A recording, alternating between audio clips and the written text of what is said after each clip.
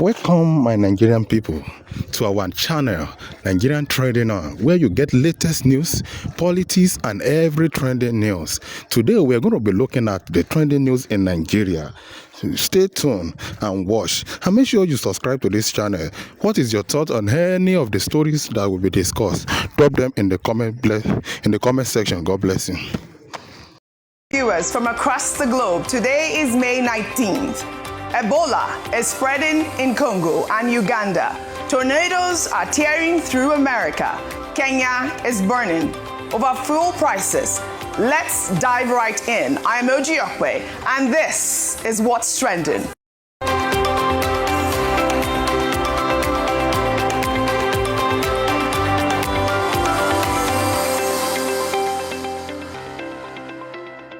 Now, before we dive in, let's talk about the music dominating the charts in Nigeria this week. Ashake's Forgiveness is sitting at #1 on Nigeria's Apple Music charts. Right, Ashake's Forgiveness is at #1 in Nigeria. The vibe is just right. Now, here is where you come in. Join the conversation on social media and leke. Use the hashtag What's Trending with Yahaya or comment on the live feed. Tell me, are you vibing with Ashake's Forgiveness? And what stories has got you talking this morning? Because for the next hour, we're going to talk about everything that has Nigeria and the rest of the world buzzing.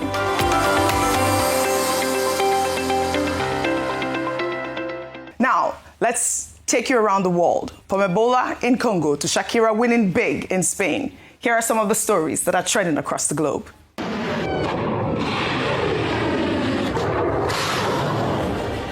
US-Nigerian joint strikes have killed 20 jihadists in northern Nigeria, coming shortly after the two nations announced killing ISIS's second-in-command.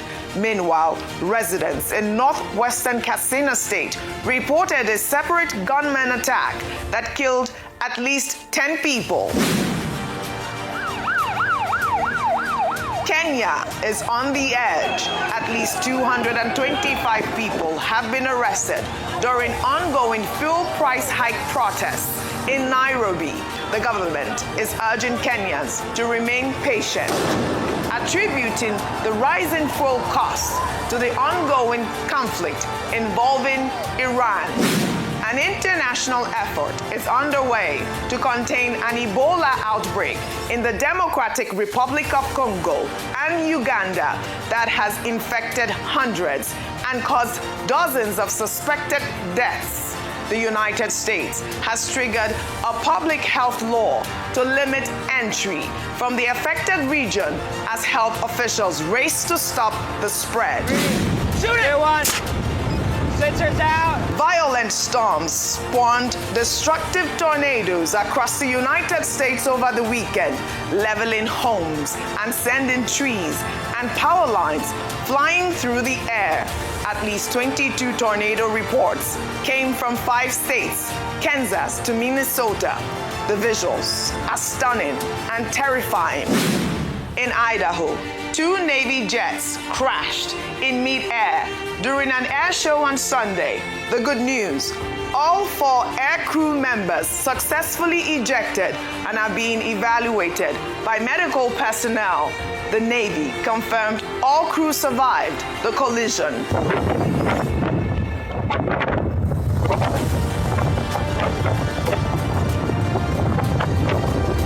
It's good news for Shakira. A Spanish court has ordered the country's tax authority to refund 55 million euros to the singer after ruling the money was improperly collected in a tax dispute.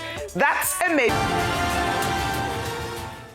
You should have taken Dr. Abati. What did you say? When she starts doing what? Dr. Abati was dancing to Shakira. A huge win for Shakira at this moment. Good morning, Dr. Abati. Good morning. Good morning, Jenny. Ruby on fire. How are you this morning? Good. A great morning. win for Shakira. Well, all right. We've taken you around the world. Now, let's bring it home.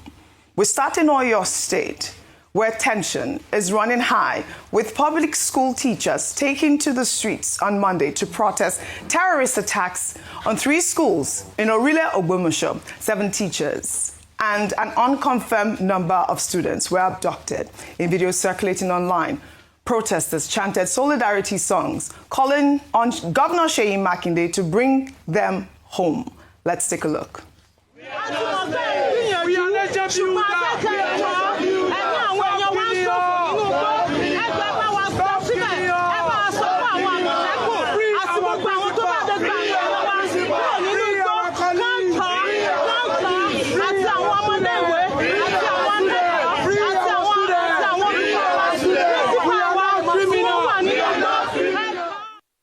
I mean, this is real. Well, in a chilling and tragic development, one of the kidnapped teachers, identified as Michael Oyedokun, was beheaded, with a gruesome video emerging on Telegram on Monday showing how he was murdered after being tied and forced to speak. Governor Makinde has since extended his condolences to the Oyedokun family, saying 6 kidnappers related to this incident have been arrested. Meanwhile, Oyo State Governor Seyi Makinde stated during a Monday press conference that the government could be ready to negotiate with abductors, saying that the state government would be ready to listen to their demands. Let's take a look. So whatever it is they demand, we're ready to listen to them, address the ones that we can address as a state government, but the children and their teachers must be released timely. I mean, Vimbai, Ayo, Dr. Abati, you know, the government has repeatedly said that it does not negotiate with terrorists, raising questions about Makinde's statement. But on the flip side, some users on social media are commending Makinde's openness in holding press briefings to transparently update the public about the latest development on this case. Meanwhile, on Monday, President Bola Ahmed Tinubu condemned the reported killing of the kidnapped teacher, Oyedokun, calling it barbaric, while assuring the public that security operatives are working around the clock to bring the remaining students and teachers back home safely. The comments came in a statement from the president's special advisor, Bello, with the president also addressing the urgent need for state police. Of course, Rufai, you know that this has generated a lot of reactions. And I'll take this post on X from Wahala, who wrote, "Condemning is not a solution. We elected leaders to protect lives, not to issue statements after massacres. Walking around the clock? For how long? Where is the real action to stop these attacks? This is unacceptable." Empty words again, while people suffer. Life tweet goes, "Mr. President, your condemnation and assurance on rescuing the remaining victims is noted, but this attack in Orile, LGA came straight out of the same old Oyo National Park that terrorists stormed in January 2026, killing 5 forest guards before some of their gang were arrested. The reserve was never properly secured afterwards. They regrouped, planned, and struck again from the exact same base. We're tired of purely defensive operation and statements. We need sustained offensive action to clear these forests, destroy their camps, and stop them from regrouping. Lives are being lost while we chase optics and campaign rhetoric. Secure the reserves, weaken them proactively. Enough is enough. And we have Inibehe Effiong writing and calling for Tinubu not to contest again. He goes, "Tinubu has no business remaining in office as president. The killings cannot continue unabated," calling for his resignation. And obviously, these killings are continuing to, come in our front burner. This morning, we, heard the story about 10 people killed in Katsina State as well. We saw the gruesome video of this teacher. And we have our students out there in the forest. We have our teachers out there in the forest. You cannot blame Nigerians that are really condemning just press statements at this moment. You see, the words of an APC spokesperson now and a government spokesperson is fast becoming a self-fulfilling prophecy that he said even if you give them 30 years, they will not be able to get anything done. Because President Buhari came in 2015. How many years is it now from President Buhari getting in? He got in there because they said Jonathan couldn't fix security. The major reason why a lot of people voted President Buhari then was that he was a general, he will know how to fix security, and Jonathan couldn't fix it. He got in there 2015. Where are we today? We're in 2026, 11 years after he got in. Insecurity is still rife. President Tinubu is beginning to sound like President Buhari. Anyway, he said two of them are one. You remember what President Buhari used to say when things like this happen? You remember, Oji? Yeah. I assure you. I assure you. I assure you. I assure you. President Tinubu is always assuring, but nothing is always done. This was the same President Tinubu that when the killings in Plateau happened, he said, I assure you we'll tackle the matter. 50 people have died since then. Isn't it sad in a country that the words of the president does not even have power? As we speak today, what are they doing? Sheyi Makinde is saying that they might want to negotiate with the terrorists because they are helpless.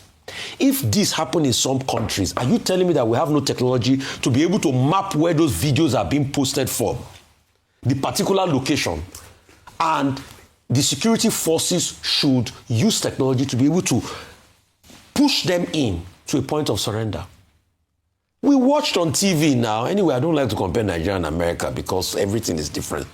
But we watched on TV now when the Boston Marathon Broma and his brothers Zanayev struck, how they close in on them.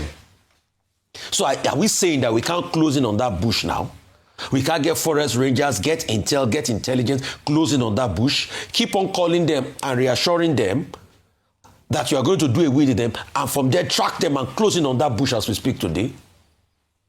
We live in a country where terrorists always go free. And we all think state police is going to be the solution. But we had an iteration of state police now with Amotekun and the likes. What has happened? I keep repeating, since Arakoni died, I don't see that verve and gusto around Amotekun again. Because it takes political will. Is it with these politicians you have that they are going to run state police effectively? Let's call a spade a spade. This nation on its knees. A teacher is being beheaded. We are not flying flags at half-mast. We are not mourning as a nation. People still went ahead their political primaries yesterday, and we think we have a nation. Let's keep deceiving ourselves. The day it happens to any one of you there, us here, that's the day we will know. All right. Vimbaya, Dr. Abati, a quick comment from both of you, because this is a huge security story, before we go on our next segment of the show. I made a point earlier on. Really quickly. That it took 2 hours for anybody to show up in those affected local governments in Oyo State, namely Orire local government, Oyo East, Surulere, and Olorun-Shogo. The attacks were coordinated very early in the morning as students were going to the assembly. And the assailants arrived on the back of a motorcycle, shooting into the air. No rescue came until 2 hours later, after the terrorists had left. That should not happen in a country where they talk about intelligence, where they talk about, surveillance and all of that. Second thing, the teachers are right. No teacher should die at work. In fact, not just teachers. No citizen, nobody within this environment called Nigeria should die in the hands of terrorists. There are lessons we can learn from other jurisdictions, whether it's Sri Lanka or it is Colombia. Are we learning those lessons? We talk about kinetic, non-kinetic, just slogans all the time. Yes, the president has said what he should say, that he sympathizes, and that action should be taken on state police. And I said, well, this same state police, for how long are we going to be talking about it without action? The same day you had the attack in the 5 local government areas in Oyo State, there was also an attack in a place called Musa in Borno State, close to Sambisa, where 42 pupils were also abducted, almost reminding us, note for note, of what happened with the Chibok girls. Years later, we have not had any improvement. And I think that's where the challenge is for the Nigerian government, to see how we do not have this kind of self-fulfilling prophecy. Governor Sheyi Makinde says he will negotiate. What is he going to negotiate with? I thought that a decision had been taken that we should not pay ransom. And now, of course, the state government is suggesting that it will pay ransom to kidnappers, almost fueling the economy of terrorism that people have created. All terrorists should be tracked down and they should be punished under the law, because the same Nigerian government, national or subnational, insists that these are criminals.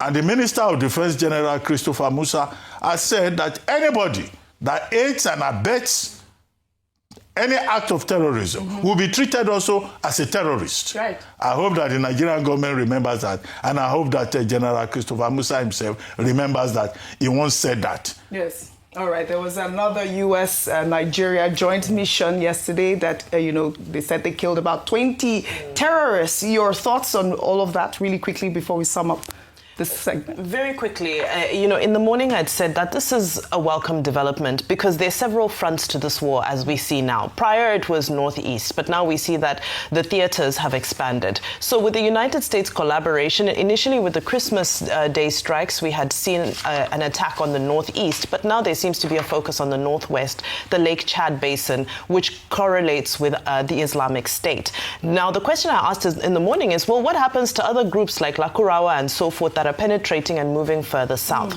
To focus on Oyo, they released a statement that 6 people have been arrested. The president in his statement called for a tech-driven approach, which I thought was quite significant, because if you remember, was it last week that we saw the military intercepting 400 Starlink devices allegedly linked to terrorists? So you see that this war against insurgency and terror is now gaining some type of technological dimension to it as well. Similarly, the governor of Oyo, Seyi Makinde, has said that the 2 drones that they've ordered as a state 7.7 billion naira each worth of aircrafts that are supposed to be able to collect intelligence and monitor the border and so forth. He confirmed that truly those have been bought by the state, but they'll only be able to get into action and be assembled by June. So all that, tying it all together to say, unfortunately, all these efforts are still not enough. So what other efforts can we make, especially acknowledging the fact that we're seeing that the peace deals between states and insurgents have failed? The U.S.-Nigeria collaboration, we're still awaiting to see the results on that. Possibly it's too early for assessment, but some might say, well, since December, we've had enough time to assess, and so far it has led to an increase in attacks. So we continue to wait and hope that is state police our saving grace? Could there be more strategies to come out to tackle this menace? All right. Well said, you all. Thank you. Now we're going to continue in politics. In Delta State, where former Governor Ifeanyi Okowa on Monday clinched the APC senatorial ticket for Delta North, officially beating the incumbent senator Ned Nwoko during the primary election.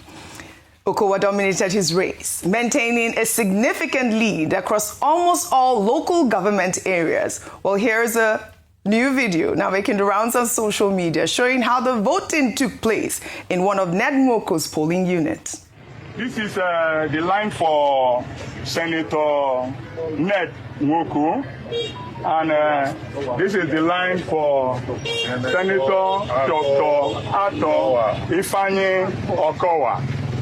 Now we are going to commence by counting the line for Senator Ned before we count the other one. The line for Senator AI Okowa. So this is 1, 2, 3. For Ned Nwoko, for Senator Dr. Ifeanyi Ato. 1, 2, 3, 4, 5.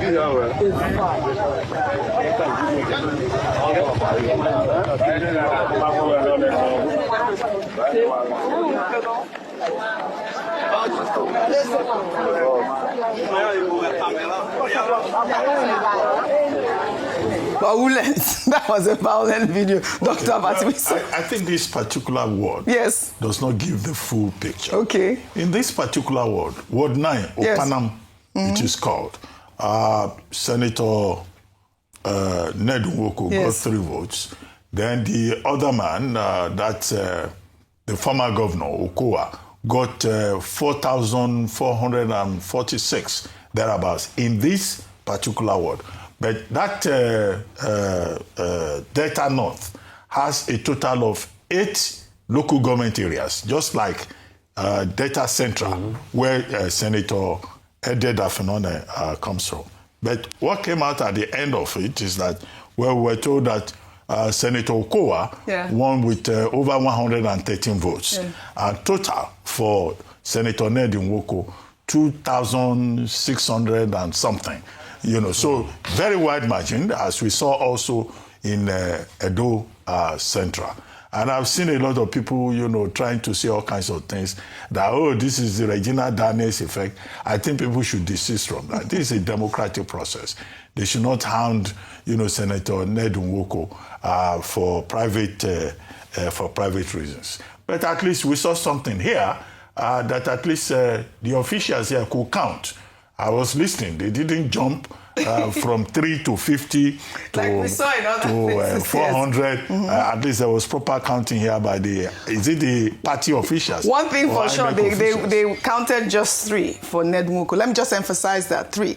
Yes, that's what the report said. I'm just kidding. But in other words, he got better votes. Right. But at the end of the day, Senator Patrick Ifeanyi Okowa was declared winner. And that's understandable. He's been governor. He served these people in that region as governor for 8 years. He was, I think, before the SSG.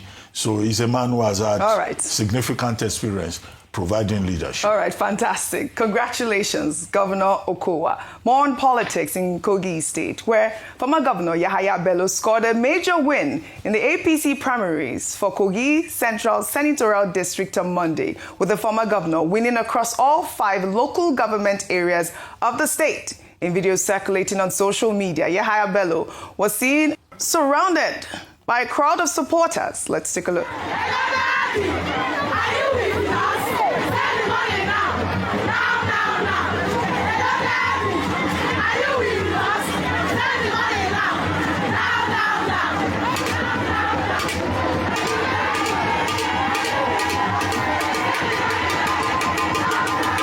The white lion in white. Well, users on social media have been reacting to the news. Yahaya Bello remains a controversial figure as he is currently being investigated by the EFCC over an alleged 80 billion naira money laundering case. However, the former governor retains his rightful eligibility to run for office, as allegations do not equate to convictions.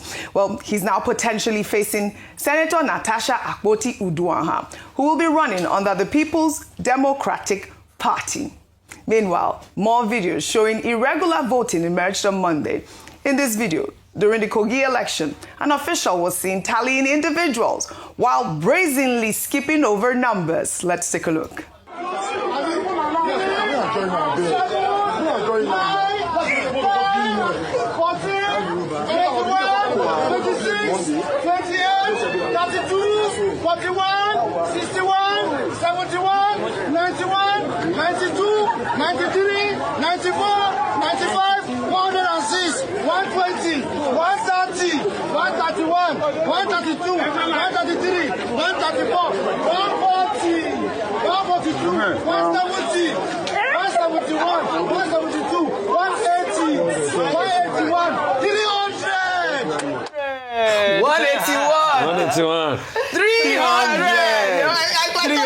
Go to 304, 1,000.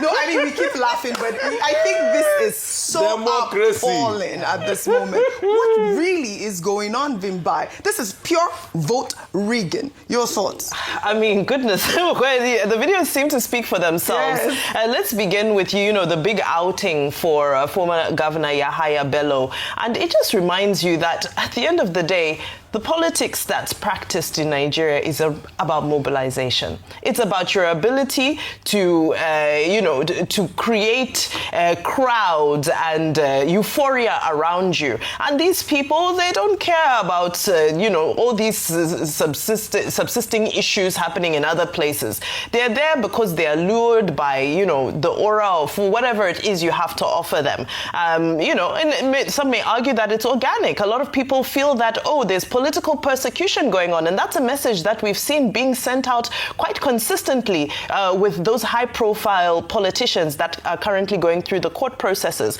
But nevertheless, it reminds you of the fact that Nigerian politics, especially at the grassroots, can be very Machiavellian, and it comes down to who is best at mobilizing people. Now, these numbers around voting, 100, 200, 205, comical as it is, I think it's very depressing. Mm-hmm. It's a very depressing reflection of where we are and where we're going. Being the world's most populated black nation, Nigeria leads and Africa follows. And if this is the example that Nigeria is setting to the rest of the continent, it will have implications on other democracies in the country.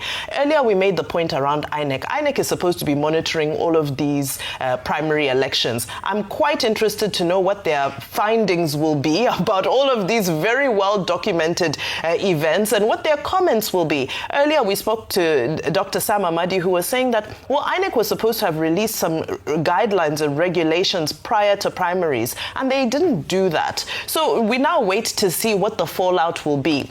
As per the conversation earlier, we have a number of constituencies, the most popular ones being that of Senator Ned Nwoko and that of Senator Omar Gege, where we already see two people are saying that, no, we're the rightful winner, but the declaration of results says otherwise. Mm-hmm. However, I conclude by saying that there's also a statement that has been said that the final results will come from Abuja. Yeah. The announcement will be made, and that's the caveat that I think we all need to hold on to, because where primaries are concerned, it ain't over until it's over. This time around, it ends in Abuja.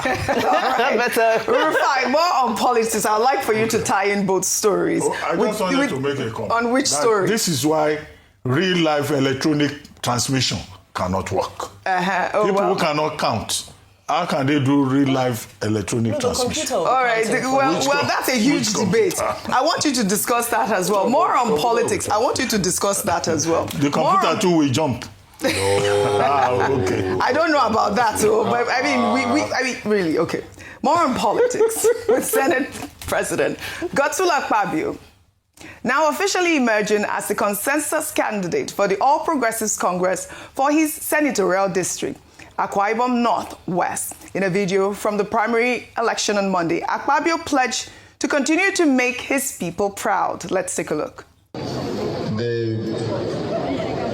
The people that were sent in from the national headquarters of our party in Abuja to come and conduct this exercise.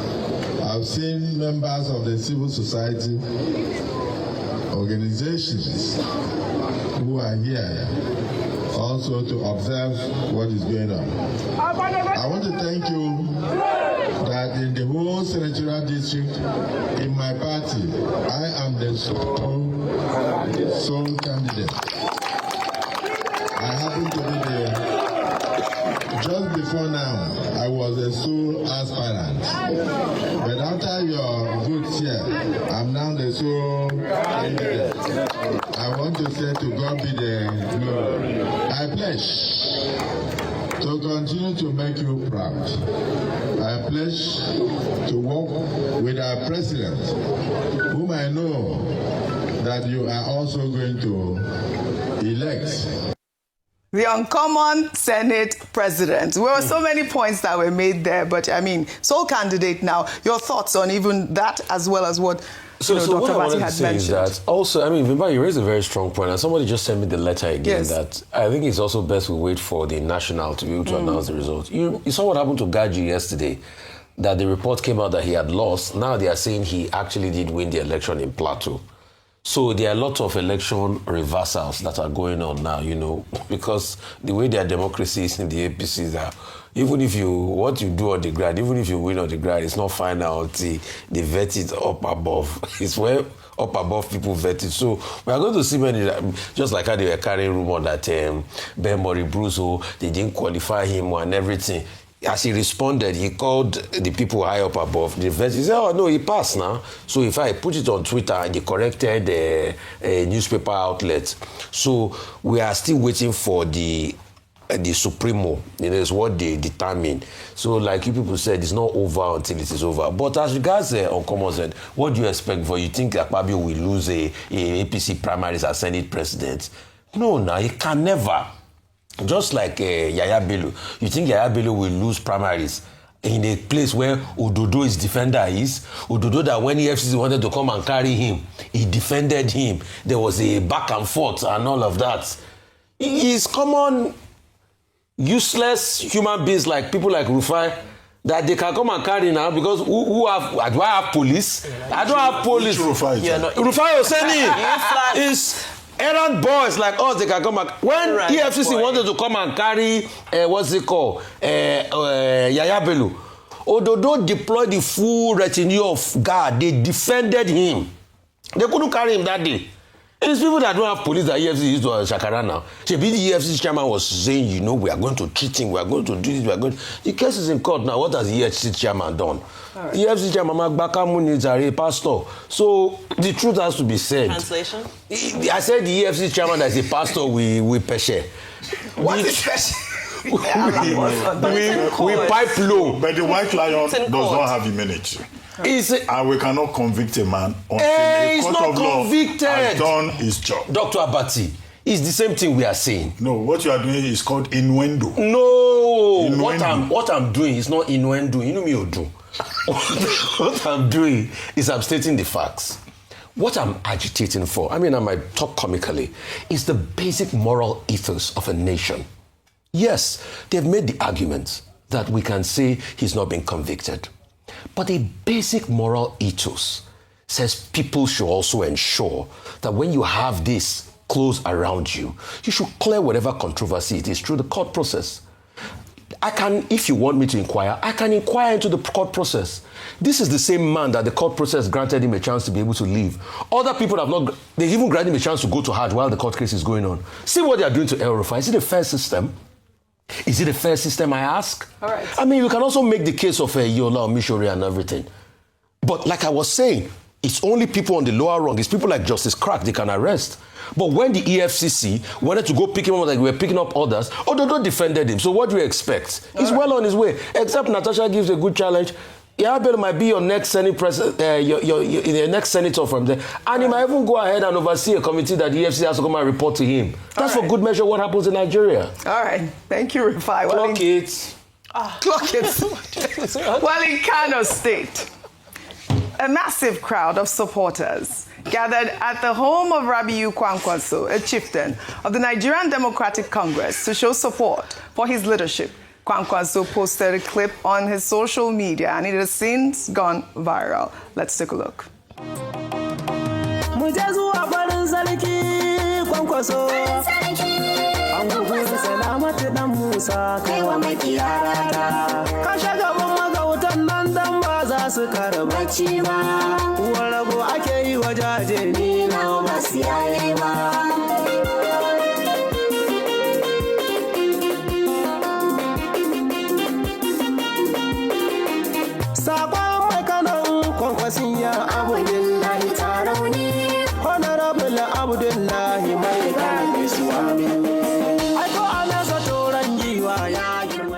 Look at that. We are going to continue to see this throughout the election, but you made a point earlier, and I want you to reiterate that as well, because, it's one of the things that we see in these rallies every other time. This exposes rather the rate of unemployment, because if you're duly employed, you have something productive you're doing. The rate at which Kwankwaso gathers, his followers, nobody compels them to do so. They come out voluntarily. And I just wish that, yes, it is political season. These gatherings will be happening and so forth. But, it just reflects the fact that, we don't have anywhere else to go. Well, that's true too. But also the fact that the Kwankwasia movement is a huge movement in Kano. So remember that what did he gather last elections? In 2023, was it over 1 million votes as well at this point? But this it's called the crowd effect. The crowd effect, yes. Politicians, what kind of politician are you if you don't have crowd, if you don't mobilize? If you were to go to the APC function in that same Kano, if you look at the video very well, maybe you'll be able to identify some people at that Kwankwasia event, in the APC event. If NDC goes there to do a rally, the same people will go there. The only thing is, do they have PVCs? Would they come out to vote on election day? And that was the point made by Dr. Kwankwanso when he was saying, yes, I appreciate that you are all here, but please make sure you go out to vote on election day. Otherwise, it's called participatory democracy. They can be going about from one rally to the other like Amatan and collecting envelopes. But the issue is, would they vote on election day? All right, shall we? But Vimbai was making the same point you wrote in your article today. I wrote a very lovely article, Salah Break and Pandemic of Empty Pockets. Dr. Abati, I remember the story you used to tell us, that when you were in Guardian, that when you leave the office sometimes, you will see sea of heads, people coming from factory work in the afternoon, that those factories are not there again.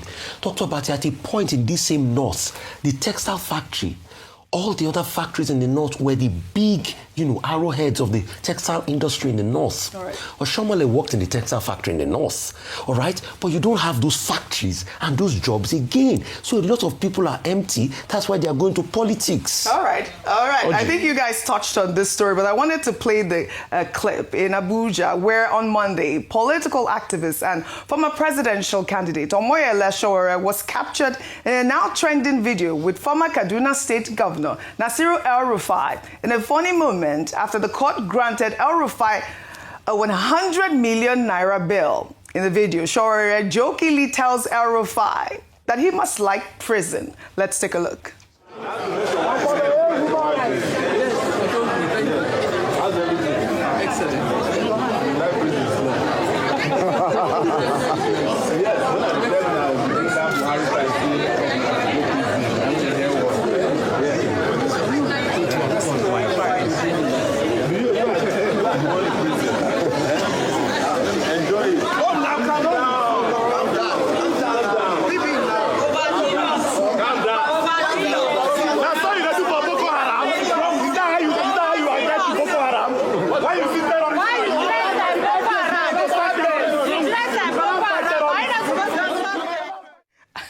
Luta continua. What can I say? Vimbai says Sowore does not get tired. Well, all right. Let's take our good news report now. Nigerian filmmakers and twin brothers Ari and Chuko Esiri have just presented their new film, Clarissa, at the world-renowned Cannes Film Festival in France, receiving widespread acclaim, with one critic calling it one of the better films they've seen this year.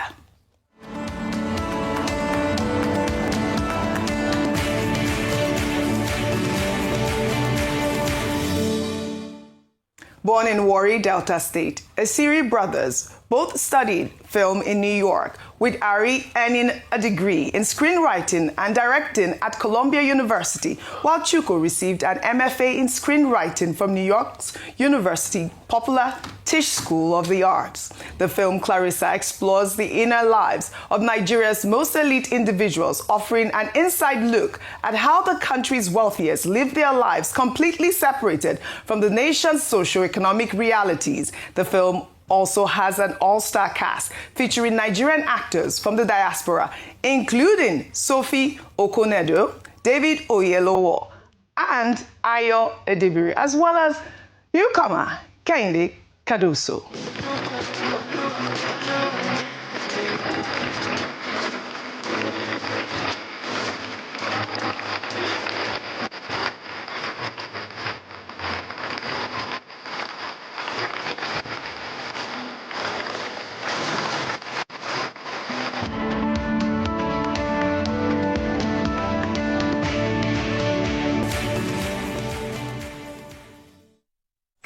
Congratulations to the Siri brothers on making it to the big screen in Cannes and telling Nigerian stories on the global stage. We cannot stop highlighting these good news stories. Yesterday was Genevieve. Now we have, more of these, the brothers as well. Huge kudos to Nollywood, really, as well. Congratulations. Now, before we end What's Trending, earlier on the show, we said we'd be reading your comments. Let's take one from our YouTube live stream on the Oyo story from a viewer simply named Michael.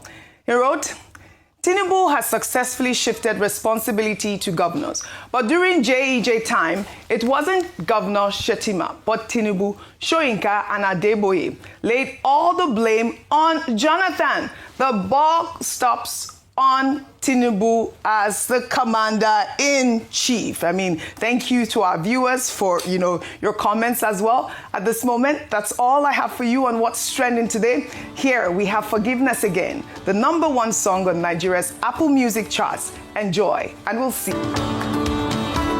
Viewers from across the globe, today is May 19th. So make sure Ebola you drop your is spreading comments in on Congo any and of the Uganda. news. And make sure you Tornadoes subscribe are to this tearing channel. through God America. bless you all. Kenya Thank is you, burning and see you later over fuel prices. in the following Let's news. dive right in.